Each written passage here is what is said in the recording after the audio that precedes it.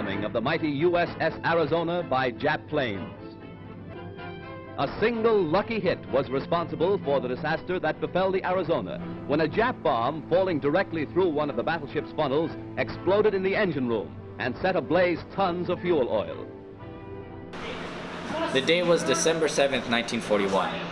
The Japanese Empire dropped numerous destructive bombs on Pearl Harbor, America's leading military force in the Pacific. Little did people know of the literal and social conflicts that would arise with the war.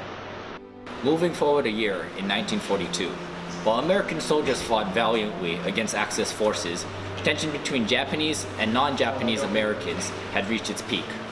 President Franklin D. Roosevelt enacted Executive Order 9066, which would establish the Japanese internment camps, otherwise known as relocation centers or even concentration camps. The 10 camps in the U.S. All had the same characteristic of being prison-like. Barbed wire fences, guard towers, weapons, making sure that we don't escape. That is common with all of the, quote, concentration camps and similar camps around the world.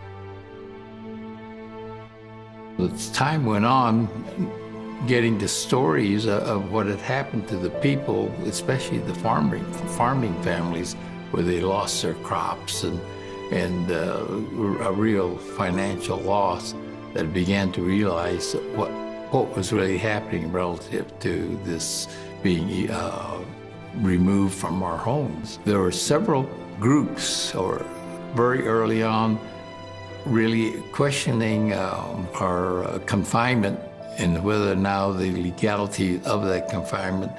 These hardships were endured by the Japanese and ignored by Americans for over 40 years, until President Ronald Reagan had signed the Civil Liberties Act in 1988.